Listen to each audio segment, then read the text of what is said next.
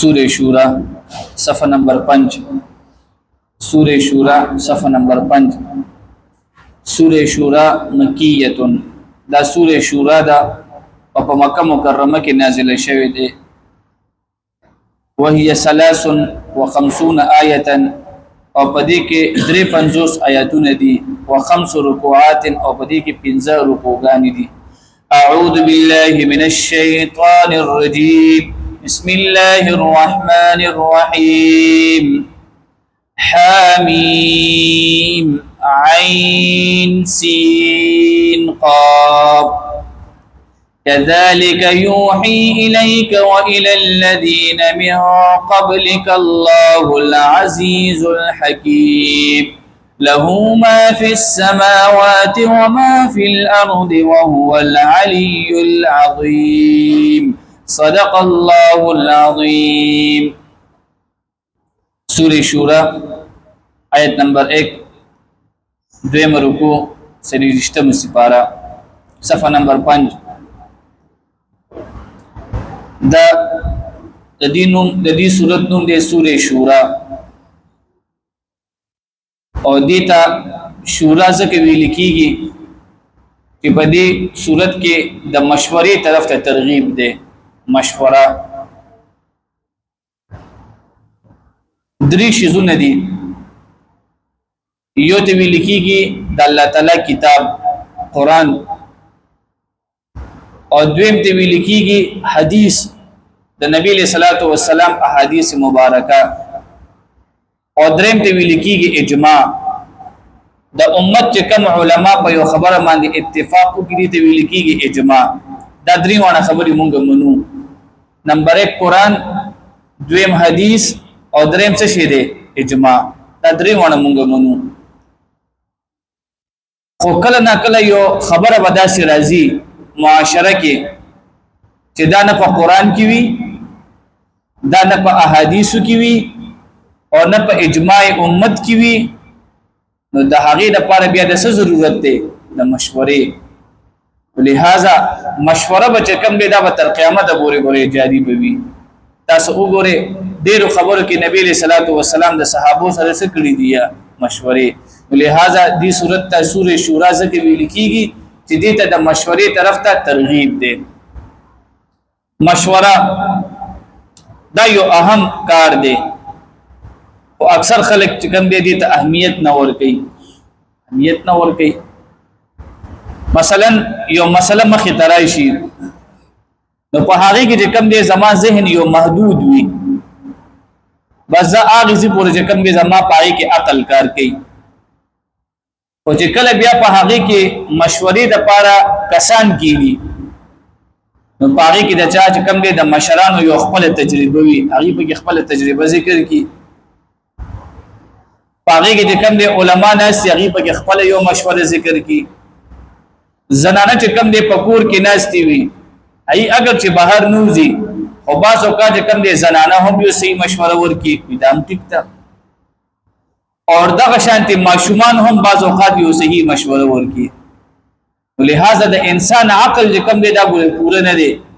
زما په عقل کې به یو خبره نه وي کېدای شي ستاسو په عقل کې وي لہذا د مشورې چې کوم دی فضیلت د انتهایی زیات راغلی موږ تاسو له هم پکار دی دا چې کوم دی یو ښه عمل دی په دې ماقبل سوره حمیم سجده کې او په دې سوره شورا په منځ کې څه تعلق دی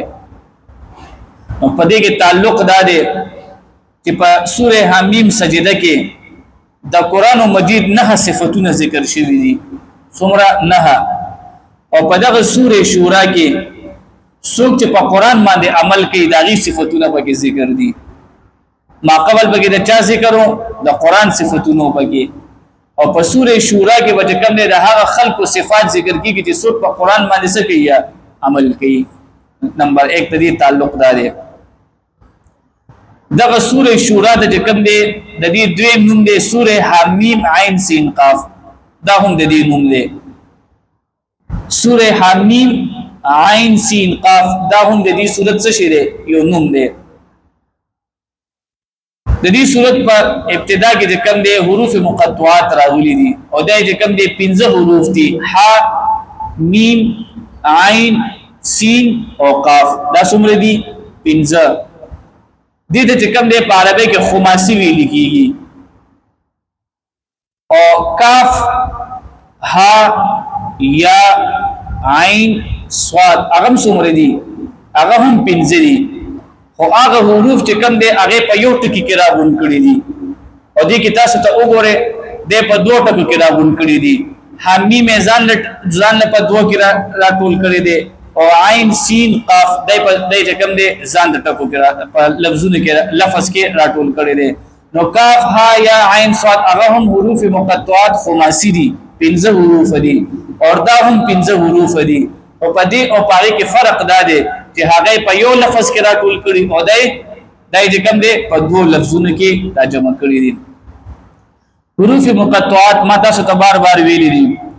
چې دا د الله تعالی او د نبی له صلوات و سلام په مینس کې سرازونو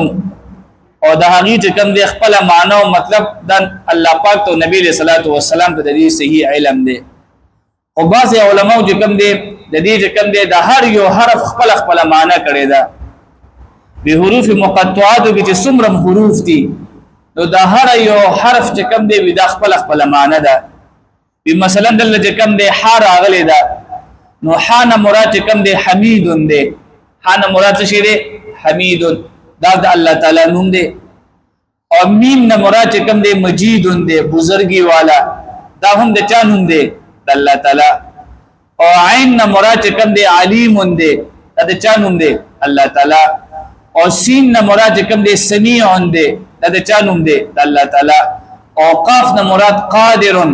دا هم د چا نومونه دي دا ټول د الله تعالی نومونه دي بعض علماء د کوم دي د دې دا معنی کړی دا چې حروف مقطعات کې دا سن حروف دي د دې ټول حروفونه چې کوم دي د الله تعالی نوم ته کیږي اشاره کیږي دا به دې کې تفصیل له حمیم عین سین قاف الله ورسوله اعلم بمراده كذلك يوحي دغشان وحی کیږي الیک آیت نمبر 3 کافرانو بدا اعتراض کولو ودا قران چې کوم دی ودا یو نوی کتاب دی ودا نوی خبرې دي قران چې کوم دی ودا نوی خبرې دي الله دې جواب وکړو چې نه قران او د نبی صلی الله علیه وسلم نه پهله ته سونم انبیای کرام نازل شوی دي دی ټول ته چې کوم دی وحی وکیدله او د دې وحی چې کوم دی مشترک خبره دا و د هر یو پیغمبر دغه یو دعوتو چې الله یو دی او دغه شانته کتاب د الله تعالی برحق کتاب دی انواع مختلف کتابونه وو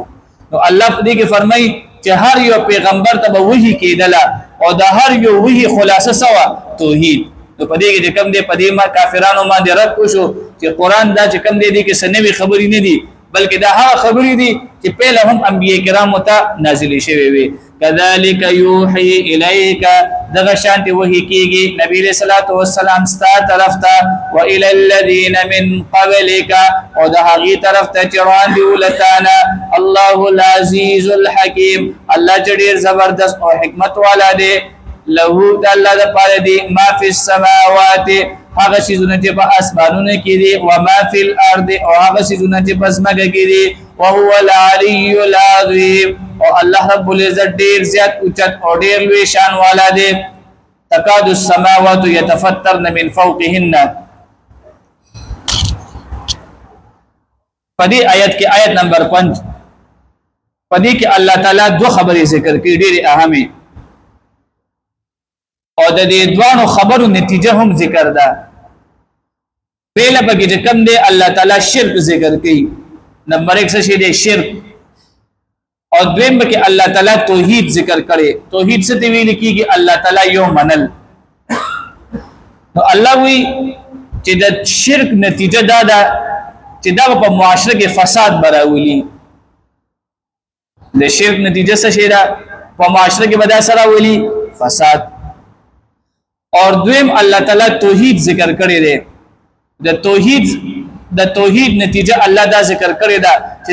دا په معاشره کې امن راولي نو شرک چې کوم دی معاشره کې فساد راولي او توحید په معاشره کې سره راولي امن نو الله فرمایي چې ګوره په معاشره کې شرک موجود دی ګوره د هغه پیغمبر خدا د وخت شرک را روان دی نو الله وی چې نږدې دا دی چې زبر کم ویل دی شرک د وجه د اسمان به او بشلوما الله په شرک خفه کیږي نو نږدې دا دی چې د خلکو د شرک د وجه ز په معاشره کې د اسمان څو کما او شلوما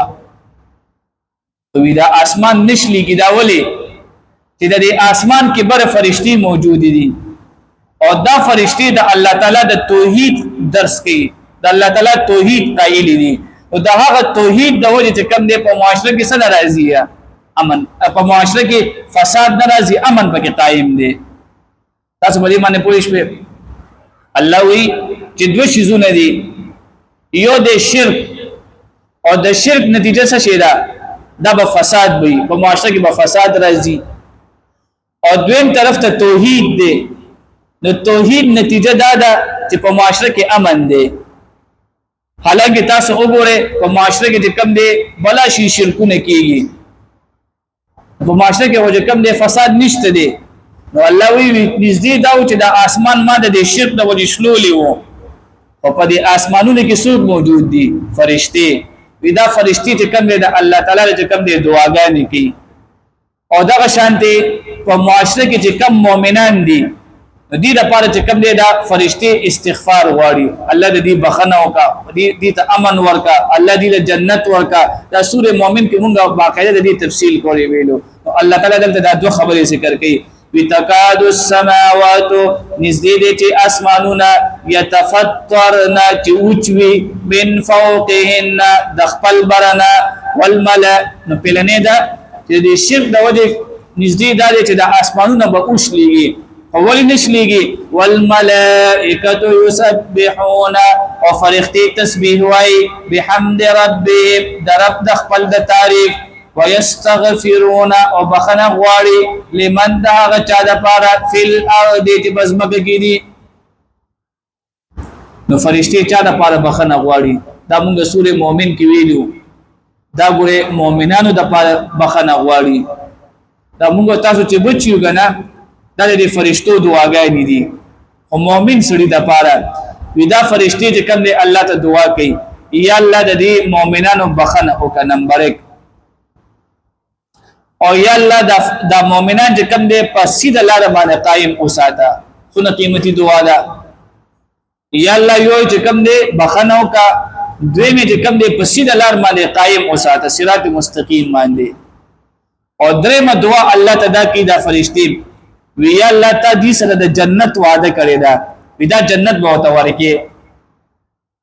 دا درې دعاګانې چې کوم دي فرشتي د چا لپاره غواړي دا ګوره د مؤمنانو لپاره غواړي نو دلته الله سوي ويستغفرون او دا فرشتي بخنه غواړي لمن فی الارض دا هغه چا لپاره چې بسمګه کړي الا وورا ان الله بشک الله رب العزت هو الغفور الرحیم هم دې بخون کې مهربان دي والذین اتخذوا وها خلق نیولې دي من دونه د الله نه ما سوا اولیاء دوستان الله حفیظ الله رب العزت نگران دې په دې باندې وما انت علیهم بوکیل او تنه نبی له صلوات و سلام په دې باندې ذمہ دار واخر دعوانا الحمدلله